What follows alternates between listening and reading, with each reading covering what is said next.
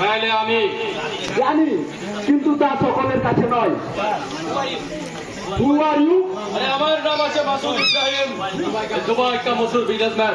এখানে কি চাই? আপনার কাছে একটা প্রাইভেট বাতচিত আছে। না, কর্নেল প্রসেনজিৎ রায়ের সাথে ডিউটির মধ্যে কারো কোনো প্রাইভেট কথা থাকতে পারে না। আগে বলুন, আপনি এখানে এলেন কিভাবে?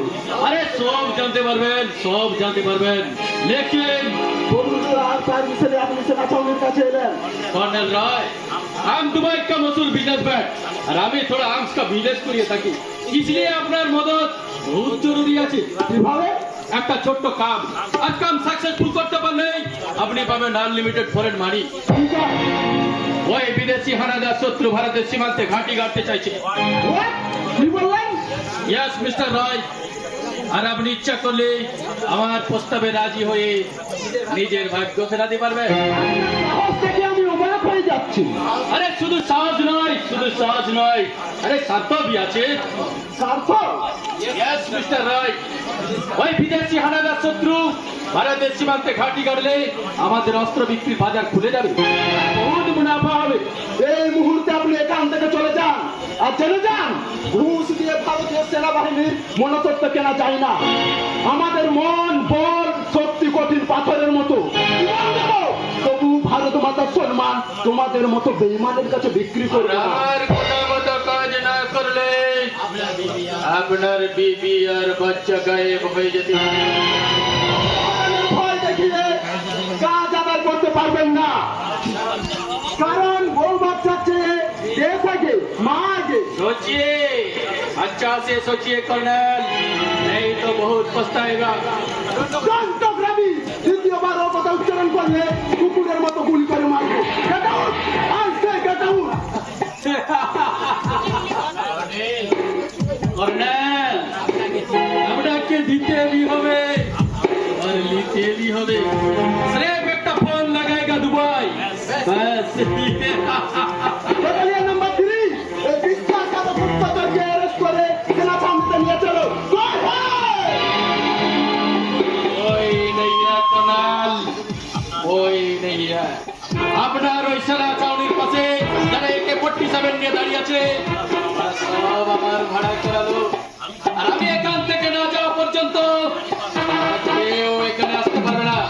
আর ইয়াদ রাখিনা कर्नल, मेरा नाम शेख सेरामुत सैफुद्दीन मासूद। Good bye. মাসুদ ইব্রাহিম, মাসুদ ইব্রাহিম, বিদেশি হানাদার শত্রু গুপ্তচর, ঘুষ দিয়ে সাম্প্রদায়িকতার বীজ বপন করে ভারত মাতাকে জ্বালিয়ে পুড়িয়ে ছাই করতে চাইছে, হিন্দু মুসলমানের ভ্রাতৃত্বের বন্ধন ছিন্ন করতে চাইছে। না! বন্দুকের নল যাদের ক্ষমতার উৎস, তাদের আমরা কিছুতেই জীবনকে ঘাঁটি কাটতে দেবো না। জীবন দেবো, তবু আজ ভারত মাতাকে পুরাধীনতার চালায় জ্বলতে দেবো না।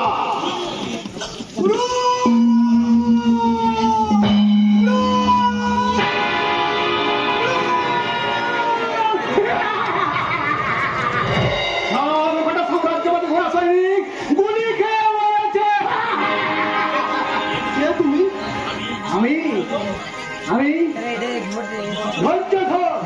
ধৈর্য ধরে অপেক্ষা করে আছি আর একটা কুরুক্ষেত্রের যুদ্ধ দেখবো বলে। কুরুক্ষেত্র? হ্যাঁ গো হ্যাঁ, কুরুক্ষেত্রের যুদ্ধ। যে মাটিতে ক্ষুদিরাম, প্রফুল্ল কাকি, বাঘাদতি, রক্ত ভিজে রেখে দেশমাতার সমাঞ্চল, সেই মাটিতে আবার নতুন বস্ত্র হবে কুরুক্ষেত্রের যুদ্ধ, ধর্ম আর অধর্মের যুদ্ধ। আর সেই যুদ্ধে জয়লাভ করবে শুধু ধর্ম। আর ভগবান শ্রীকৃষ্ণ কুরুক্ষেত্রের প্রান্তরে দাঁড়িয়ে ভারতের জাতীয় পতাকা উড়িয়ে বলবে, বন্দে মাতরম, বন্দে মাতরম। কিন্তু আমরা তো যুদ্ধ চাই না, তবে কি চাও? শান্তি, শান্তি। যে দেশের মানুষ দুমুঠো দুবেলা পেট ভরে খেতে পায় না, সে তো যুদ্ধ মানে নিশ্চিত মৃত্যু কখনো ঝাঁপ দেওয়া। ভীরু, ভীরু, মৃত্যুকে তুমি ভয় পাও, যুদ্ধ নয়, শান্তি চায়, ভীরুর বলো। বৃষ্টি না হলে যেমন মেঘ কাটে না, তেমনি যুদ্ধ না হলে শান্তি আসে না। আপনি যাও যাও, এগিয়ে যাও, এগিয়ে যাও, দেশ মাতার অশ্রু মোছাও। যারা তোমার হৃদয়কে বায়ু, হৃদয়কে তোমার আলো, তুমি কি তাদের ক্ষমা করিয়াছ? তুমি কি বেঁচেছো ভালো? এগিয়ে আসতে শত্রু দল, ওদের প্রতিরোধ করতেই হবে।